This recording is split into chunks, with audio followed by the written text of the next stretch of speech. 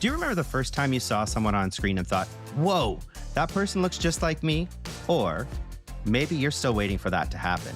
Something that comes up a lot in conversation with our creators is the importance of representation and diversity, and the connection to authenticity. Creativity thrives on different perspectives, and it's in that mix of voices, culture, histories, and lived experiences that true innovation is born. Our creators are committed to inclusive storytelling in teams. They often ask, how can they deepen that commitment? What are they doing right, and where is there room to grow? So what does authentic representation really look like? How do you build a creative team that reflects the world around you? And how do you see blind spots in your own stories? Let's find out.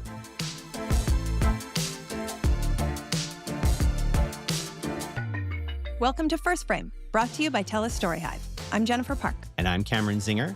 And we're here to help empower new and emerging Canadian content creators by answering the most pressing questions, sharing diverse success stories, and getting insights from people who have been down this path before. On every episode, we unpack the journey of a leading Canadian creator or creators, all the way from inception to completion. We'll hear about their wins and their challenges, and ultimately provide the creative community with mentorship and a sense of belonging. Canadian content creators need a podcast to call home. This is it. On this episode, we're going to talk about the importance of diversity and representation in the world of content creation, both on screen and behind the scenes, and learn why it isn't just the right thing to do, but also the smart thing to do. One of the biggest reasons for inclusive storytelling is that when people behind the creative work all look, sound, and think the same way, or come from similar backgrounds, we end up with content that reflects a really narrow point of view. To help us explore this topic in depth, I'm excited to introduce two champions of diversity, inclusivity, and representation. First is Joy Loewen, the Vice President of Growth and Inclusion at the Canada Media Fund. Joy, welcome to First Frame. It's my pleasure to be with you. It truly is. And our second guest for today's conversation is Winnie Luk, the Executive Director of the Disability Screen Office in Toronto. Winnie, thanks so much for joining us today. Thank you so much for having me. This is such an important conversation to have, especially with what's happening around the world today. Couldn't agree more. Really looking forward to today's conversation. And again, thank you both for joining us. So before we get into the conversation on diversity and inclusion, I'd love to learn a little bit more about how you both ended up in your respective roles and what those roles are all about. So Joy, I understand your career spans over 30 years, so let's start with you. My start was in programming. I was one of those geeks who never wanted to do on air. I was behind the scenes working at a couple of specialty channels, first Vision TV, then WTN, the Women's Television Network, now known as W, working in acquisitions, co-licensing, second window agreements. And I did that for about 10 years. And then in the early 2000s, I joined the National Screen Institute team where I was a program manager. And that's where I had the honor of walking alongside creators as they boldly told their stories. So for several years, I was with the National Screen Institute as a program manager, and then in 2019, I became the CEO of the National Screen Institute. And then in around 2024, I decided that I wanted one more challenge and accepted the position as Vice President of Growth and Inclusion for the Canada Media Fund. Such an amazing career. And how about you, Winnie? I know that you are the first person to ever hold the role of Executive Director at the DSO, but what else can you tell us about your background? Yes, I'm the inaugural Executive Director, and I started at the DSO in June of 2023. I started my career off with the City of North York, working in their Parks and Recreation Department, and my last role with them was leading the accessibility and disability programming within Parks and Recreation. At that same time, I was offered that role. I was also offered a role with Inside Out, which is the presenter of the Toronto and Ottawa 2S LGBT plus film festival. And so I had to make the hard decision, one of the hardest in my careers. I ended up resigning from the City of Toronto and joining Inside Out. And I didn't look back. 16 years later, my last role with them was their Director of Operations and Events. And I knew if I was to move on to another organization, it would have to have been with one that also I felt passionately about and really believed in. And Rainbow Railroad was just coming up. It was just being established. It's an American and Canadian nonprofit charity that works with and helps persecuted LGBTQI individuals escape violence and persecution. Corporation. So I was their managing director for 4 years and helped build their organization. I left there. It took a little bit of time, did some consulting, and then I saw this role come up with the Disability Screen Office.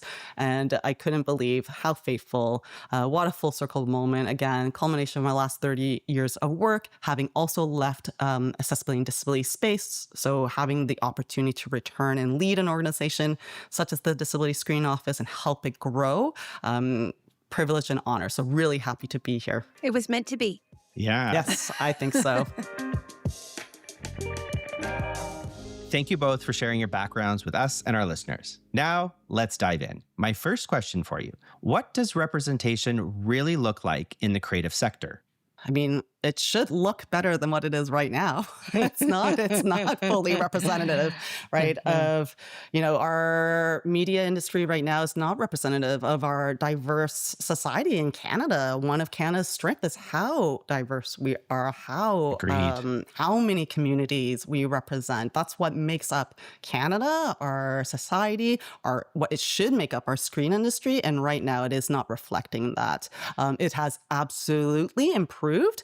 I worked at Inside Out for 16 years, and what I saw from when I was first coming out, browsing the Blockbuster aisles for any representation in 2S LGBT compared to when even this day I was going to say when I left Inside Out, but the progress and the evolution and the representation has absolutely improved. Everyone wants to see themselves reflected on the screen. That's really about isolation and feeling alone. And the more we can see ourselves on screen, the better, and the better stories that will be told, more authentic as well. Joy, what about yourself? What do you think it looks like in the industry? I think Winnie nailed it when she said that we need to see ourselves reflected on screens and the stories that are told. And knowing that in Canada, where the population is so gloriously diverse, that means that there is a lot of diversity that needs to be showcased on the screens. And I look at it, I still think of it from a personal perspective. I remember when,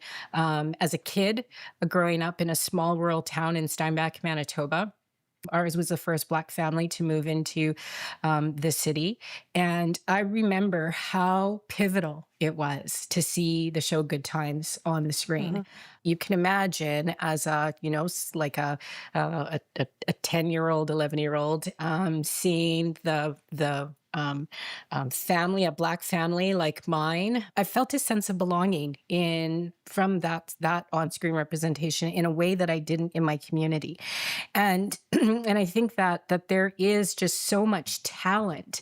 We oftentimes focus on the fact that we're doing, this for the numbers, because we need to be, proportionally representative. And it's like, no, we're doing this because this is where the best content lies, and seeing stories that give us better understanding of each other, that help us to get glimpses into worlds that we wouldn't otherwise see, and then conversely to see ourselves reflected on screen. So diversity for me, as I go back to, is seeing oneself regardless of who you are, who you love, what you look like, where you live, the color of your skin, the color of your hair, that you see yourself reflected. Definitely know that there's been changes over the years. I know there's still a lot of work to do, as we've mentioned already on today's episode, but what kind of barriers still exist to greater representation in the industry? I think there's two. And they're not fully formed thoughts in my head, so bear with me. One is scarcity mindset, that there's just not enough resources, that there's not enough talent, that how many more different ways can we tell a story? We've all heard this. We've heard seeing a family sitcom before. So that kind of scarcity mindset does, I think, hinder some of the progress. And also, I still feel that there's a lot of awareness. There's a lot of misconceptions and perceptions that are out there that need to be identified and addressed. And these are perceptions, again, relating to that the talent just isn't there to shine, to do a good job, to create content that people are going to watch, never mind pay money to to see. So that the investment isn't going to be as as significant because it's just too new, uncharted a territory. Oh, I love to interesting. jump off of what Joy said in the sense of attitudes and ableism. That's what I see as a primary barrier right now with working with the disability community. Sometimes I describe our work as we are almost starting from below ground zero in the sense of even identifying and divulging that you have a disability. That is a challenge right now. So not even divulging, but even identifying. So many folks have said to me in meetings, I'm blind in one eye, but I'm not disabled. I cannot hear in one ear, but I'm not disabled. I have this chronic pain, but I'm not disabled. So one's own understanding of what disability means and actually Yes. identifying with it, that in itself right now, we're trying to get to that place. We represent 27% of the Canadian population, which actually increased from the last census. But I know for a fact that that number is vastly undercounted because most people are not checking that box, because there's also a misconception that if you're checking that box, you're taking something away from someone else. And this is just data collection and it's not for a program. So there's so many barriers right now to get to that even ground zero of folks feeling safe and good and divulging their disability, understanding their disability. Someone told me, a colleague had told me that their friend right now has said to them, I actually feel safer coming out as queer than coming out as disabled in our screen industry right now.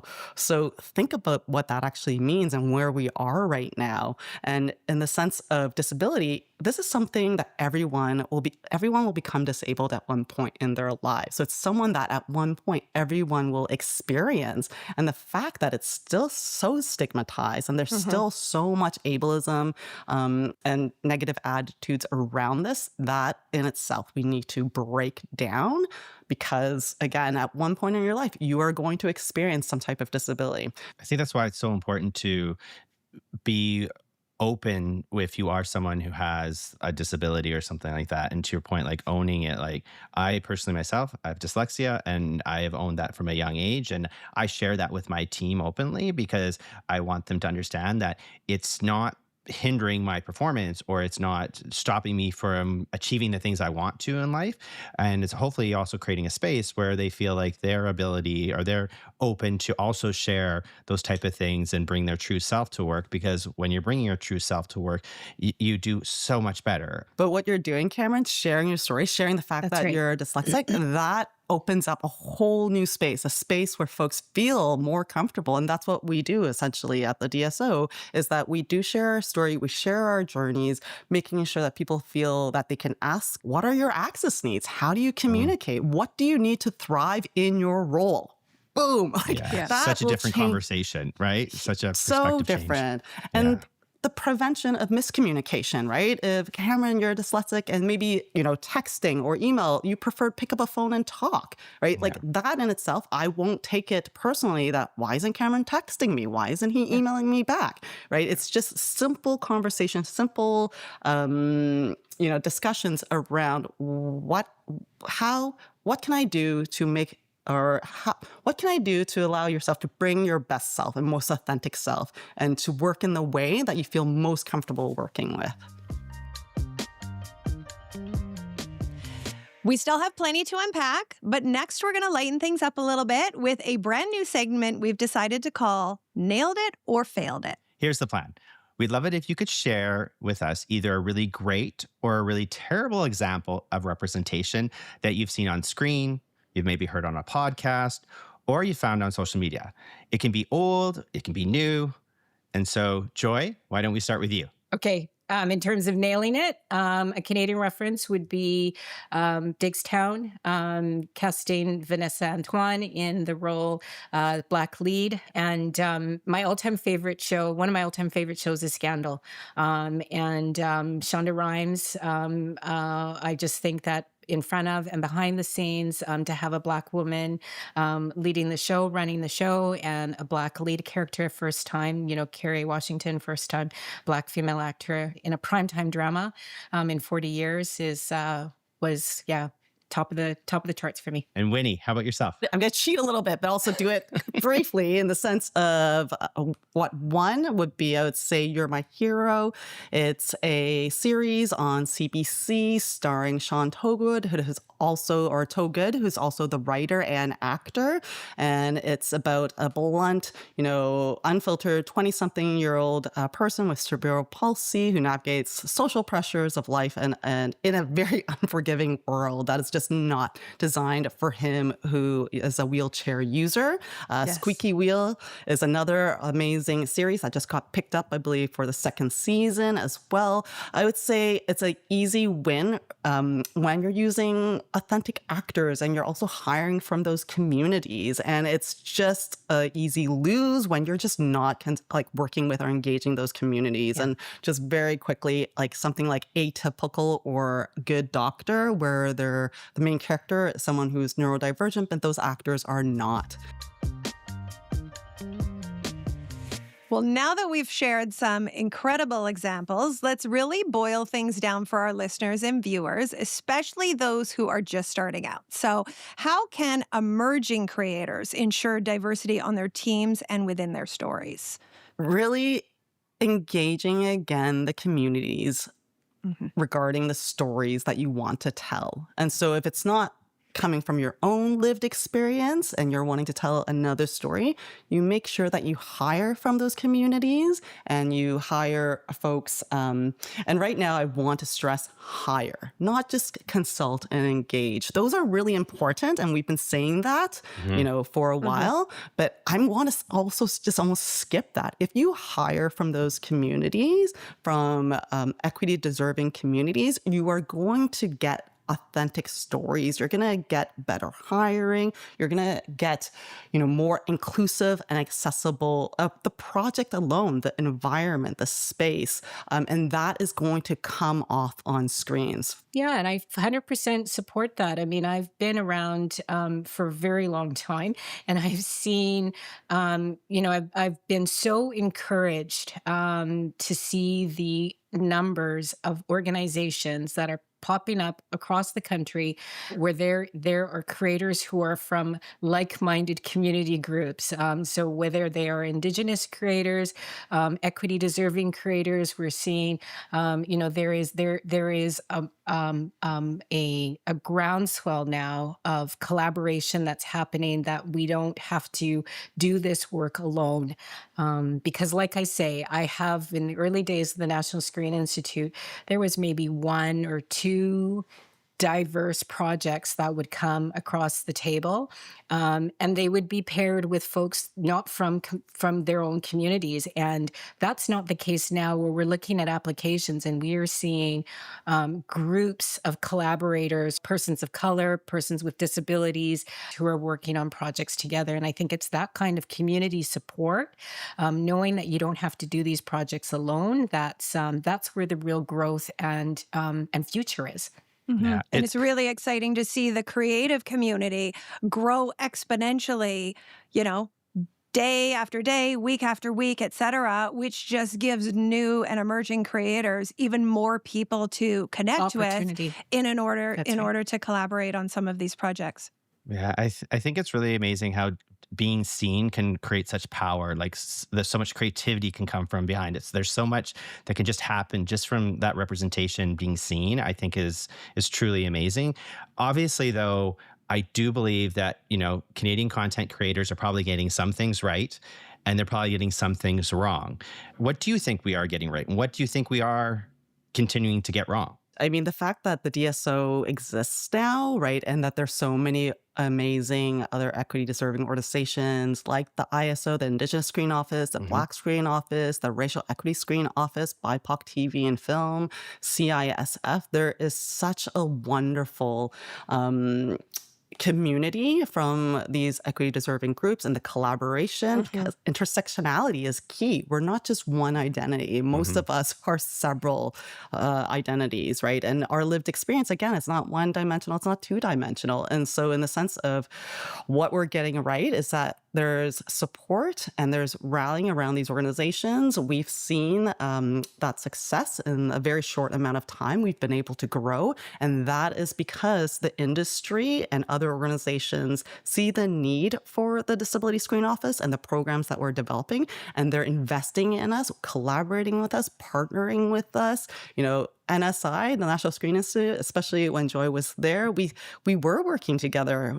We helped and partnered on the first disabled producers lab ever. What an incredible program to be able to work along the NSI with, and we're continuing our partnerships with the NSI. So that is definitely what's a right now. Joy, what are your thoughts? What do you think? What are we doing right, and what are we maybe not doing so right? You know what? It's challenging to think of the it's not so right, because so many of us have been at the table doing this work for so long that it's like, oh, you mean there's still more to be done. And the fact is there is more to be done. And in thinking about it today, I would say that there is just that sense of we're so focused on the single project. Like the focus is just still too narrow. That it's not about the story that you're working to develop, to produce, to distribute right now.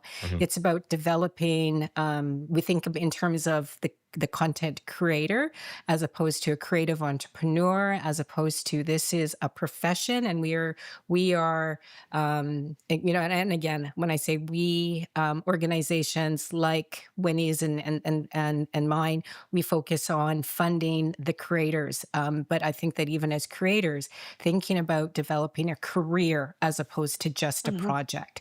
So, and knowing the incredible work that Storyhive does to make space to open a door to those who otherwise wouldn't have that door, even know about the door, never mind knock on it, and walk through it. The challenge moving forward is to think not just about that single source opportunity, but the entire career trajectory, because there's not enough money to support all of the great individual stories out there. But if we're looking at individuals who can build careers and generate revenue from the stories that they're telling, that's, I think, where we need to put some energy and effort into. Yeah. I'd love to know if you have any final advice that you would give to creators when it comes to representation and inclusion. For creators, I think speaking up, if you are at a place in your own journey that you can share your story, I'm going to speak specifically to disability. If you are, at a place where you feel confident to share your journey, share your story, and open up a safe place for others to then join you, naming it, saying it, labeling it, including it in your, whether it's application for funding, whether it's in pitch meetings, what have you. Sharing it and saying it out loud is so powerful and so important. Thinking about accessibility from the very, very beginning, and it lives with you throughout the whole thread and the whole pathway of your project and production. So at the very beginning, and engage in organizations like ours, because we're going to have resources and programs to support what you can do as a creator to make your projects more accessible. Joy, what final advice do you have for our new and emerging creators?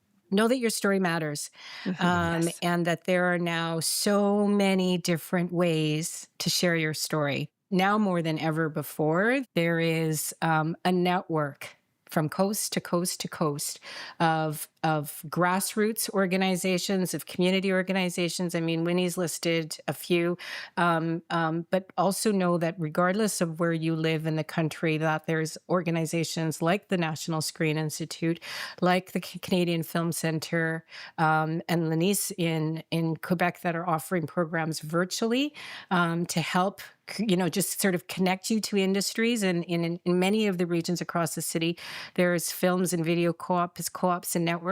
And then for those fortunate enough to be in BC, Alberta, there's Storyhive. So,